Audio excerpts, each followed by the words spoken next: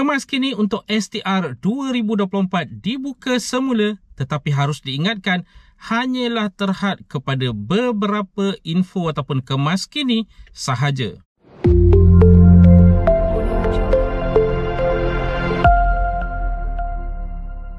Assalamualaikum, salam sejahtera. Jumpa lagi di channel Hero Wannabe. Okay guys, kepada mereka yang belum lagi subscribe ke channel ini, jangan lupa tekan pada butang subscribe, tekan juga pada butang loceng.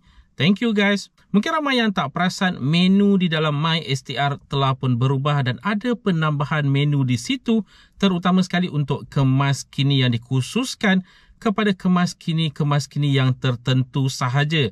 Ada 4 kemas kini yang dibuka yang diperbolehkan untuk anda lakukan secara dalam talian di platform rasmi STR, iaitu di bantuantunai.hasil.gov.my.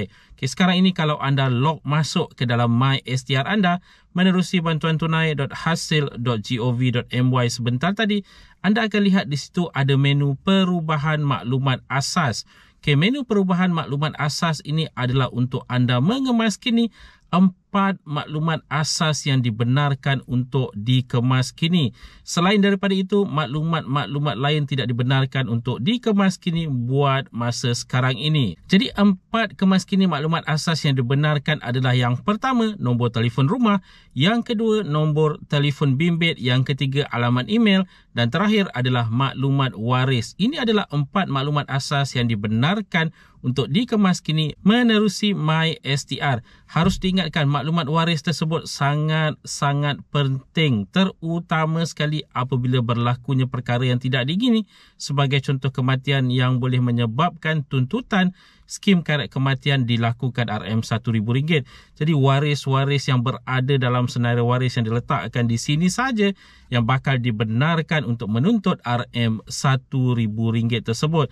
Jadi kepada mereka, kalau anda masih lagi belum meletakkan nama waris anda di situ, anda boleh melakukan sekarang agar di kemudian hari kalau berlaku perkara-perkara yang tidak diingini, waris ini ada untuk menuntut skim karet kematian sebagai contohnya dan lain-lain lagi. Jadi kepada mereka yang bertanya berkaitan dengan kemas kini yang lain-lain sebagai contoh tambahan anak, perubahan daripada bujang ke berkahwin, berkahwin ke bujang buat masa sekarang ini di platform rasmi sumbangan tunai rahmah itu, di MySTR tidak dibenarkan untuk membuat kemas kini bagi perkara-perkara yang tersebut. Walau bagaimanapun, kalau katakanlah sebagai contohnya sekarang ini pembayaran fasa pertama telah dilakukan kepada anda, tetapi pembayaran itu tidak menjurus ke arah status terkini anda. Sebagai contoh, bujang ke berkahwin, berkahwin ke bujang, jumlah anak yang tidak menepati situasi semasa anda dan sebagainya, anda sebenarnya boleh membuat permohonan semakan semula ataupun rayuan di bantuantunai.hasil.gov.my tersebut, di mana sewaktu permohonan semakan semula ataupun rayuan ini dilakukan, anda boleh di situ untuk mengemukakan dokumen-dokumen sebagai contoh yang anda sekarang ini telah pun berkahwin, yang anda sekarang ini ada pertambahan anak dan sebagainya. Jadi di situ adalah tempat untuk anda sekarang ini menghantar rayuan anda sekaligus mengemas kini kepada pihak lembaga hasil dalam negeri status terkini anda, yang kemudian hari nanti apabila pihak lembaga hasil dalam negeri mendapat maklumat ini, kemas kini itu akan berlaku secara automatiknya. Jadi untuk melakukan perubahan terhadap maklumat asas sebentar tadi yang ada 4 sebentar tadi, anda perlu ada akses ke dalam MySTR anda. Bermakna perlu ada kata laluan untuk masuk ke dalam MySTR. Kalau terlupa kata laluan, apa yang boleh dilakukan adalah klik pada terlupa kata laluan dan menjawab soalan-soalan keselamatan yang diberikan dengan tepat. Kalau masih gagal, apa yang perlu anda lakukan adalah berkunjung ke mana-mana cawangan lembaga hasil dalam negeri yang berhampiran dengan anda. Dan berkaitan dengan status pembayaran untuk STR 2024 pembayaran fasa pertama, yang mana sebelum ini telah pun mula dilakukan seawal 29 hari bulan Januari 2024. Walaupun ada yang telah pun menerima awal. Okay, sehingga ke hari ini masih lagi ada segelintir pihak yang belum lagi menerima wang untuk STR 2024 pembayaran fasa pertama mereka. Amin nasihatkan kepada mereka yang masih lagi belum menerima ini. Yang pertama adalah semak terlebih dahulu kelulusan untuk anda. Kalau benar lulus, semak juga berkaitan dengan maklumat seperti account bank dan sebagainya. Sama ada yang tertera di situ adalah betul ataupun tidak betul. Account bank tersebut masih aktif ataupun tidak aktif lagi.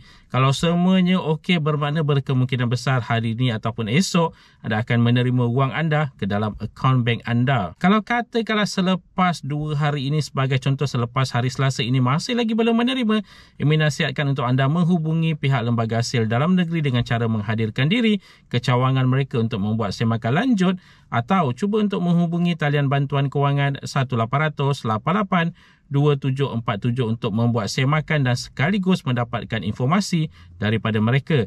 Dan kalau katakanlah sebenarnya akaun bank anda tidak lagi aktif ataupun tersalah masuk akaun bank, bermakna sebelum ini telah pun ada cubaan untuk mengkreditkan ke dalam akaun bank tersebut dan anda akan melihat nanti status gagal kredit di maklumat bayaran setelah anda log masuk ke dalam My STR anda.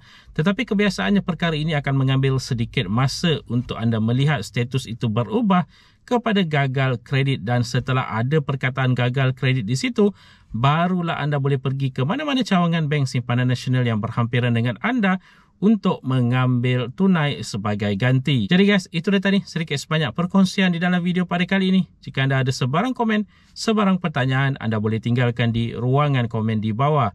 Dan kepada mereka yang belum lagi subscribe ke channel ini, jangan lupa tekan pada butang subscribe, tekan juga pada butang loceng.